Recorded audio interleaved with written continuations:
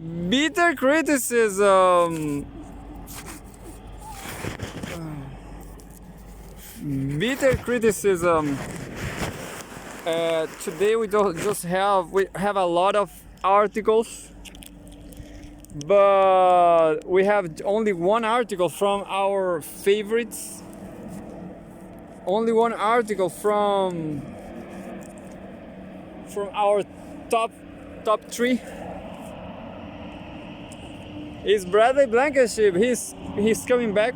Well, Bradley Blankenship has a lot of demand writing about the U.S. and geopolitics. Geopolitics nowadays, politics in the world are getting super exciting.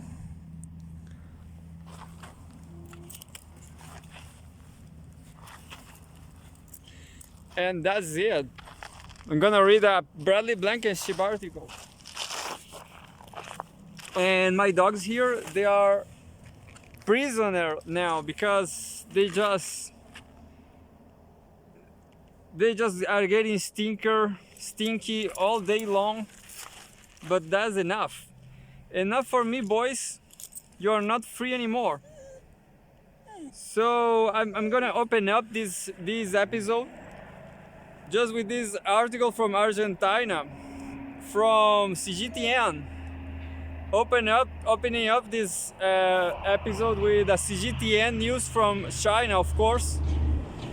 Argentina's Milei faces biggest protests over university budget cuts.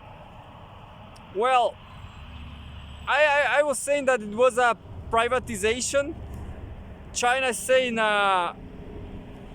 university budget cuts, but what people are understanding in Argentina as well, in Chile and Brazil, in all this region, is that privatization is a tendency right here in this subcontinent, in South America.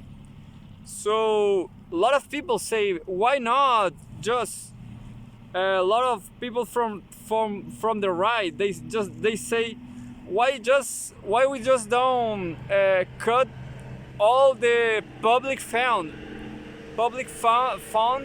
of university. Well, you know my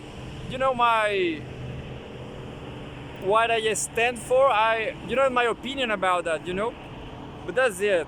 I'm just gonna read this and I will comment then. Latin America, April 24, 2024. CGTN. A young woman signs on a megaphone during a rally in Buenos Aires, Argentina, April 23. 2 days ago, the photograph. Hundreds of thousands of Argentines took the street of Buenos Aires on Tuesday in an anti-government march against budget cuts to public universities. The biggest protest yet against President Javier Milei's painful austerity measures. China is kind of taking revenge. Like, they invited Argentina to join BRICS.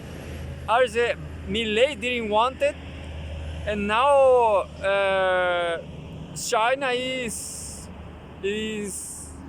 just remembered. It's just making politics. The demonstrations are the latest example of rising tensions over spending cuts that are helping undo a deep fiscal benefit but causing hardship in the real economy. In the union bucket marches in the capital and beyond, banners were held aloft in the southern autumn sunshine reading, "Defend the public universities. Studying is a right." And "Up with the budget. Down with Milei's plan." Yeah, I saw a lot of them. I saw a lot of campaigns on social media, because I live in Chile. There's a lot of people thinking all this stuff. Right here in Chile, the university is all privatized.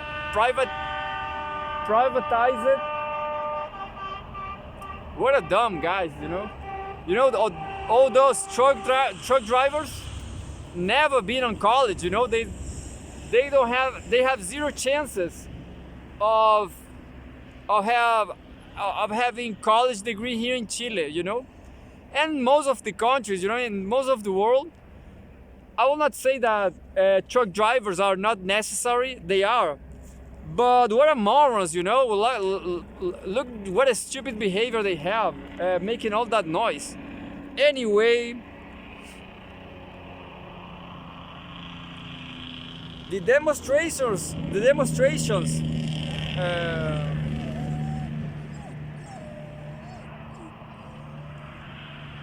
I'm here to defend the public universities, said Pedro Palm, an 82-year-old architect who graduated from the prestigious University of Buenos Aires, UBA, which recently warned it might have to shut its doors after its budget was slashed.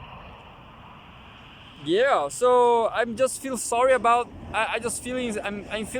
about this beautiful girl I love is a Brazilian girl I love, and she's studying medicine in UBA, but she's been publishing on social media, on Instagram, that things are not so fine, but that's the tendency, you know.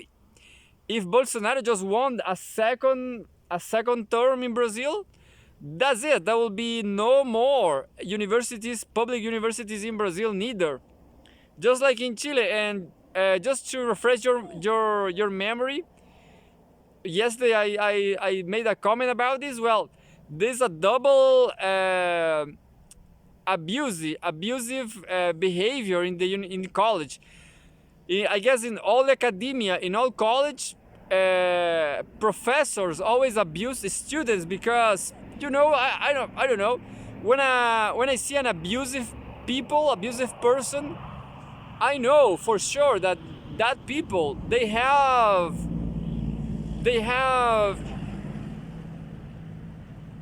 internal problems, you know. They have their own problems, like why somebody is abusing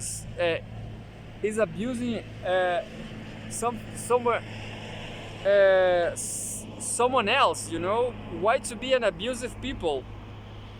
Well, they do in the whole world. And well, in Chile is even worse because it's a poor country. Students are on a higher pressure because of lack of opportunities and higher prices of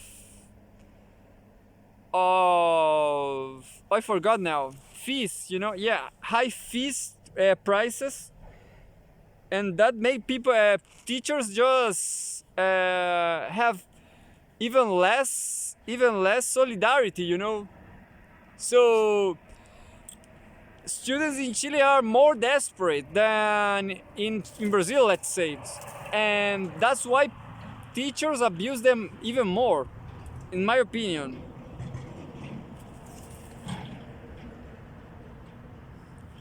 I'm here to defend the public universities, said that's it. Milei, dealing with an inherited economic crisis after years of government overspending, is employing chainsaw budget cuts that help the state post 3 months of fiscal surpluses at the start of the year.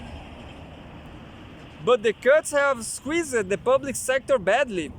Argentina's public universities like UBA, which offer free undergraduate education, rely heavily on government funding.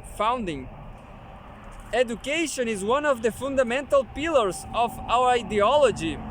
We have no desire to close the universities, said presidential spokesperson Manuela Dorni, defending the government's stance and calling for a peaceful march. Ivan Massari, a biology and genetics teacher, said free education must be defended because it was the best way to level society and create access to opportunities for all. Public education is a tool for social transformation, he said. It is the opportunity for a person to be able to develop themselves, to be able to contribute to society, and to be able to build their future. Sources, Reuters. Yeah, definitely, human beings are complex. Again, I'm not blaming truck drivers, for example, but a truck driver should be listening to a podcast, an interesting podcast about anything, about geopolitics, should read a nice book, But the truth about truck drivers' lives, they are drug addicts, They only can work overexploited using drugs, using, I don't remember, amphetamines, I guess. Anyway, next news, next article, April 18. This is from eight days ago. Homeworld News.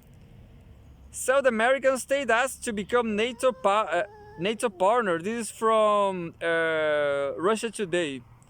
Argentina has submitted a formal request to the US-led military bloc for global partner status. Defense Minister Luis Petri says Argentina has officially asked NATO to accept it as a new global partner. The country's defense minister Luis Petri announced it on Thursday following a meeting with the US-led military bloc's Deputy Secretary General Mircea Geoana, yeah. In a post on X, Twitter. I still say Twitter, but by now it's just X. In a post on X, Petri shared a picture from his meeting with Geoana in Buenos Aires and said that he presented the letter of intent that expresses Argentina's request to become a global partner of NATO. He vowed to continue working to recover links that allow us to modernize and train our forces to NATO standards. The US has already designated Argentina as a major non-NATO ally. MNNA. Washington uses this term to classify countries that have strategic relationships with the US armed forces but do not formally belong to the NATO bloc. The global partner or partners across the globe designation signifies even deeper ties with the US-led group, such as sharing intelligence and participating in joint military operations, and is currently held by countries such as Australia, Japan, South Korea, Colombia, Iraq, Mongolia, New Zealand, and Pakistan. NATO. Petri's statement comes as Argentina's president Javier Milei, who was elected last December, has launched a wave of radical reforms aimed at stabilizing the country's ailing economy and has sought to establish closer ties with the US and other Western countries, even looking to peg its national currency to the dollar. After securing the presidency, Milei, a self-described anarcho-capitalist, also formally rejected an invitation to become a member of the BRICS group of nations led by Russia, China, India, Brazil, and South Africa. claiming that he will not align with the communists. Yeah, I knew that something like that will happen. And well, Argentinian people, you can say anything about them, like Che Guevara was one of them, and so on. But Argentinians, they are just like Brazilians. They are kind of too. I would say they have a salty personality, you know, a salty personality. But anyway, salty personality, like they are not sweet, of course. They are not, how to say it, illustrated, you know. They are morons, like they are tough people. I mean, yeah, they are kind of fascist, you know. For example, let's say I take these 3 dogs to cross Argentina, there will be a lot of fascists trying to kill us. That's the truth about Argentina. Well, I'm gonna jump now to Bradley Blankenship, finally. I'm gonna just jump, forget about Argentinians. April 22, 3 days ago, 2024, Home World News. The Middle East crisis has made one thing clear about the US. This is from Bradley Blankenship. The veto on Palestinian statehood and Israeli strikes on Iran are signs of irreversible decline in American soft power. Bradley Blankenship, our third better analyst, commentator, I think he's so smooth, he writes so smooth. He could be a mom. Bradley Blankenship could be a mom. A mom. I guess, tell us, Bradley, when you have born, I guess you are Cancer, just like me and Pepe Escobar. The Middle East crisis has made one thing clear about the US. Deputy Ambassador to the UN, Robert Wood voted against a resolution allowing Palestinian UN membership at United Nations on April 18, 2024. This is the photograph. So-called Western values, especially those touted by the United States, have long revealed themselves to be hollow and contradictory. The country's declaration of independence from Great Britain famously stated that all men are created equal, while instituting brutal chattel slavery on Africans and committing a horrific genocide against the native people of the Americas. You know, I was listening to this Brazilian analyst, Rui Pimenta from PCO, and he said that was partially true in India, let's say, because in India, before the colonization, Indian people, they used to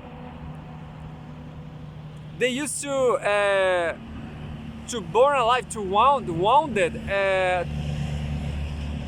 Indian wives. You know, if you were an Indian before the colonization of the British, before the colonization, if you died and you have one wife, that wife will be buried just with you, buried alive, just sacrificed. You know, that's creepy.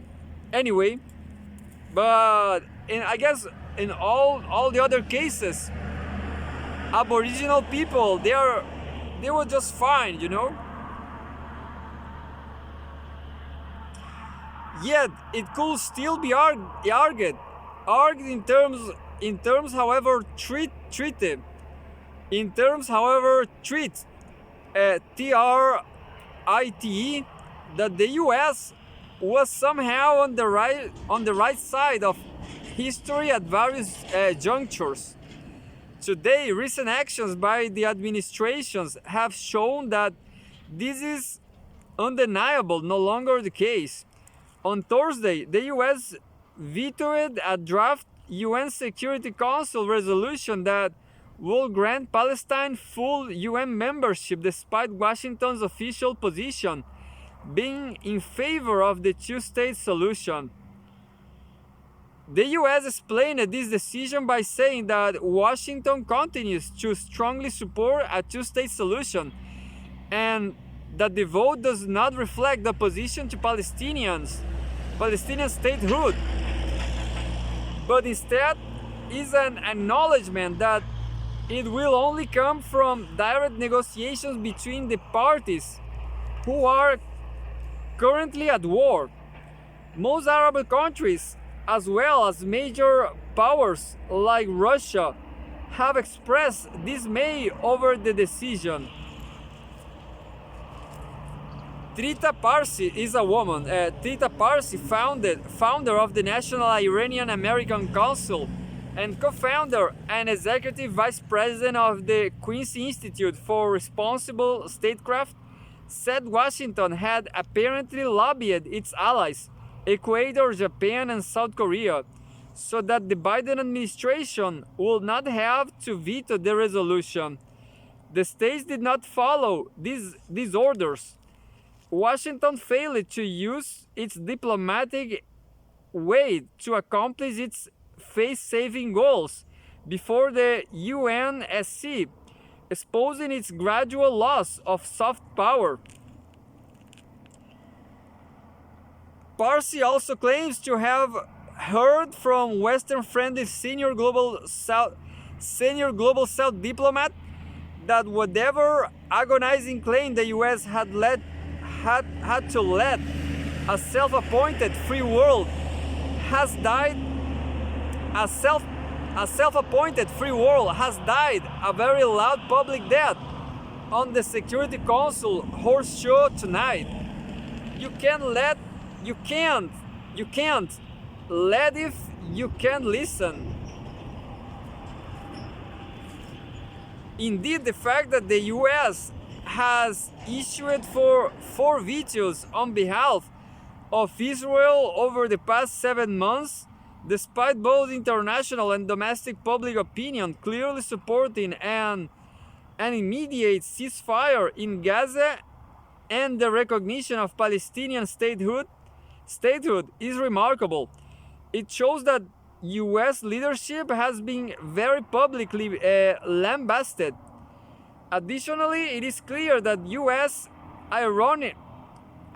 ironclad support for Israel will not survive into the next generation because of the dismal state of public opinion, even just in the US itself. Also on Thursday, Israel launched strikes on Iraq following Tehran's retaliatory attack during the preceding week. That was done in response to Israel bombing the Iranian consulate building in Damascus earlier this month, killing several high-ranking Iranian military officials. Despite President Joe Biden working double time all week to avoid Israel escalating regional tensions, and the fact that the administration had advanced nothing of Israel's attacks, his government failed to prevent it. Additionally, Israel is reported to have also bombed Baghdad, Iraq, against alleged members of the Islamic Revolutionary Guard Corps, IRGC, while the Prime Minister of Iraq is in Washington for the state visit. There are also unconfirmed reports based on public available flight data that an American military aerial refueling tanker aircraft was in western Iraq during the time of Israel's attack that day. It raises serious questions about whether Washington's posture, stated as only helping Israel defensively, has quietly changed.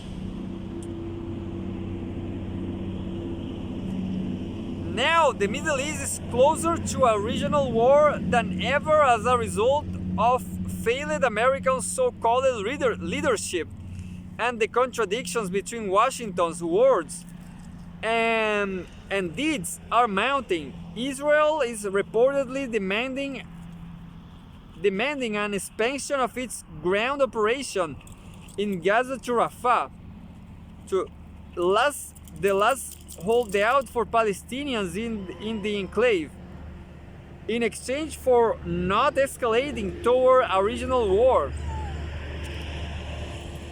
The chances of strategic miscalculations, given the number of actors, are immense.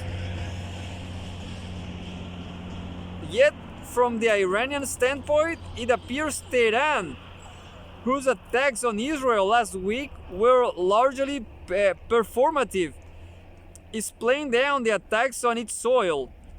This may provide a clear exit from the escalatory cycle, which will be consistent with the behavior of the current Iranian state over decades. If indeed the matter of the Damascus consulate bombing is closed, as official Iranian sources said, a massive win for both regional and global security. This will also reveal Iran, which the West defines as a rogue state, as evidently more responsible and forward-looking than the so-called world leader, the US. No matter how the situation in the Middle East unfolds, it is clear once again that American leadership has been abdicated. The wider global community is discussing the issue in Gaza at length to reach a pragmatic and attainable solution. Meanwhile, Washington refuses to listen to these pleas, will not hold the government of Israeli Prime Minister Benjamin Netanyahu accountable for its actions, and cannot formulate a coherent strategy that aligns with its own state values. The statements, views, and opinions expressed in this column are solely those of the author and do not necessarily represent those of Russia Today. Well, you know what I think? I think last article, Bradley Blankenship, he didn't argue in favor of the United States, but I guess last time Bradley Blankenship sounded like maybe with a lot of respect of his own country, you know, maybe some fear, because you cannot say bullshit against the United States, you know, because it's still the most powerful empire of the world.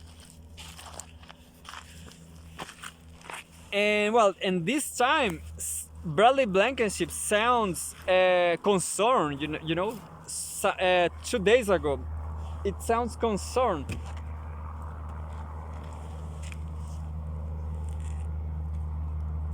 I don't know if there is someone here. The dogs are kind of listening someone. I have another news.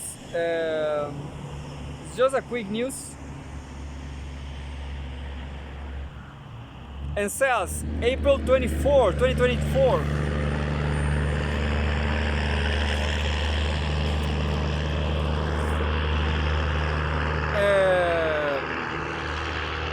Home World News. Mikhail Gurevich. Here's why Iran decided not to attack Israel again.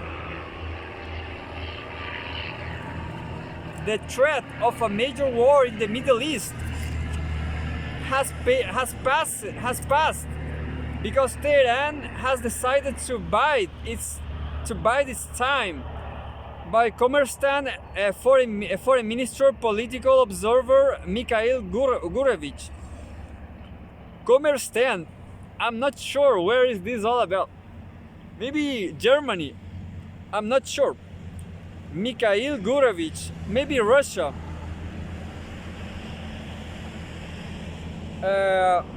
Mikhail is a Russian name, you know, and Gurevich is a Slavic surname.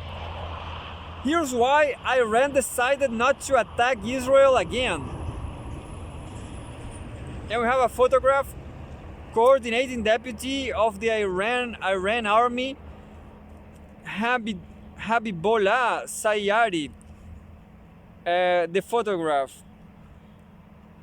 Iran has again threatened Israel with a harsh response to aggression.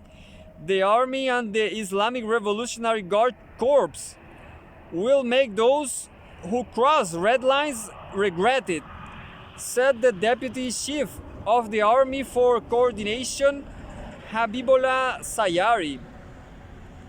Meanwhile, Israel has refrained from speaking out against Tehran.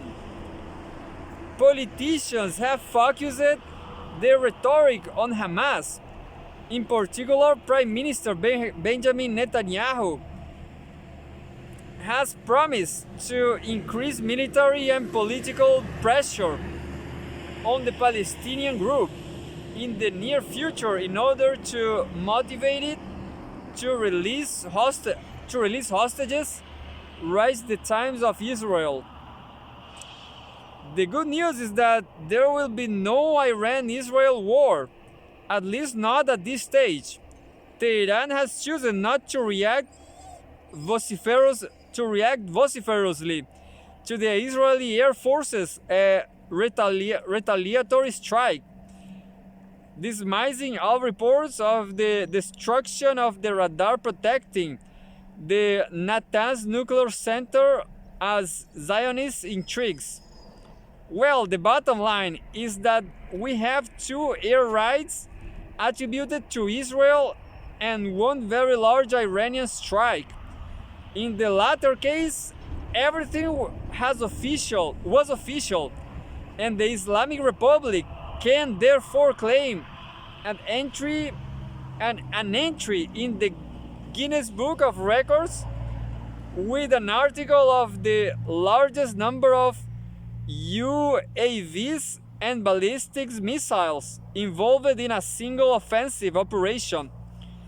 Pepe Escobar said that this is not, or maybe it was Rui Pimenta from PCO in Brazil, just said that this ballistic missile offensive by Iran it was repealed by 10 countries, 10 NATO countries, and plus Jordan and so on, something like that. And Rui Pimenta says that these 10 countries, they cannot repeat this because it was so expensive, you know? I mean, I don't remember the numbers, but let's say, this attack from Iran costed one money, and the defense was 5 money, something like that. I don't remember. So you cannot keep defending yourself paying 5 times the offense, understand? So if Iran want to destroy Israel, there will be no defense, I guess. And of course there will be World War III. And you can come here to Chile to starve to death with me and my dogs. There's a lot of garbage.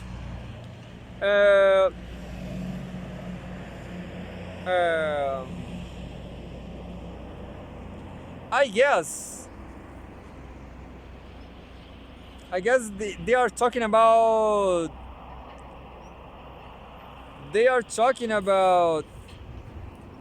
drones, but this is another word, isn't it? Anyway, so yeah, everything's fine. I will just read another news. A quick news. April 24, 2024, home Russia and former Soviet Union. South Asian state plans to join BRICS. Becoming a member of the group will boost transport and food security, Sri Lanka's ambassador to Russia says. Definitely, that's what people need. Food security, yeah. Transport and food security. Colombo, Sri Lanka. Sri Lanka intends to formally seek membership of the BRICS group of nations. The South Asian country's ambassador to Russia announced it on Wednesday. Speaking to reporters, Janita Abeykuikrema, this is a, how to say, Sri Lanka name, look, Janita Abeykuikrema Liyanahe, confirmed that Sri Lanka is planning to join BRICS Plus, and expressed hope that accession will provide an opportunity to ensure both transport and food security. The BRICS group of non-Western economies, which previously comprises Brazil, Russia, India, China, and South Africa, has recently seen a major wave of expansion. Earlier this year, 4 nations, Ethiopia, Iran, Egypt, and UAE, the Emirate Arabs, became members, and more are expected in the future.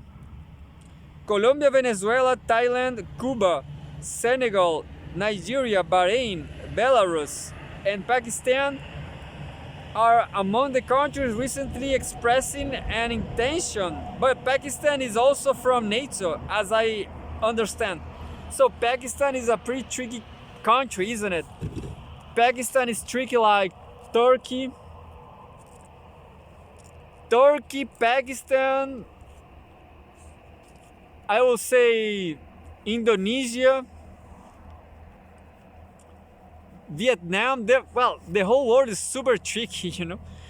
It's super hard to survive and avoid wars. But it's getting, but at least it's fun, it's interesting.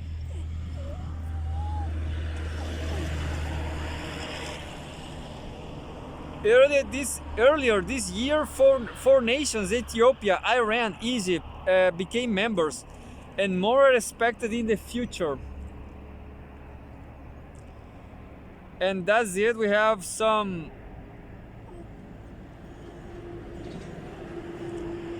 The Sri Lankan ambassador also announced that a project under which tourists from Russia can receive visas free of charge to visit Sri Lanka could be extended beyond April 30. Initially, their validity was set to expire on March 31, but was prolonged for a month. The issue is now being considered. Perhaps there will be a further extension. Lee Yanaj said, nothing that last winter several new direct flight routes were established between Russia and Sri Lanka, boosting tourism to the island nation. Lianar also announced that Sri Lanka plans to open 3 new Russian language centers in cooperation with Russian universities. She explained that such centers are already functioning and that 138 people have graduated from Russian language courses. According to the ambassador, there are currently about 1,000 Sri Lankan students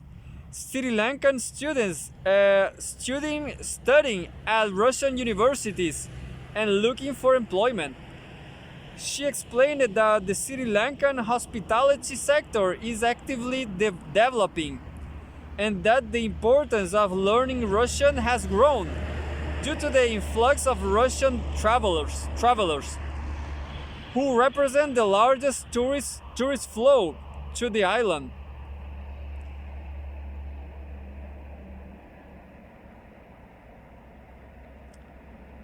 She noted that the Russian language is popular in Sri Lanka because relations between the countries go back many years and they have always been warm and friendly. Yeah, I also made a research by myself and I didn't find any college in Russia. Well, maybe Russian people, they are just fearing about terrorism, isn't it? Well, they just fear, and maybe they just fear. The question is, there's no tuition-free education in Russia. I guess that's probably because of the war expenditure, you know, because of war, I will say investment, you know, definitely. So by now, if you don't have a lot of money, it's not that great to study in Russia because it will be expensive, I guess. I'm not sure if I'm gonna do my yoga now because it's kind of too. The dogs are kind of. I'm just gonna read a short news, a lot of headlines. Future of the world will be decided in Ukraine, Russian ally. The West is not benefiting from confrontation with Moscow and must learn to live in a New Deal order, the president of Belarus has said. More headlines. April 24, home Russia and former Soviet Union. More weapons to Kiev won't change battlefield dynamics, Kremlin. Remark from Dmitry Peskov comes after US Congress greenlit $61 billion aid package for Ukraine following months of bickering. I don't know which is bickering. BWCKERANG.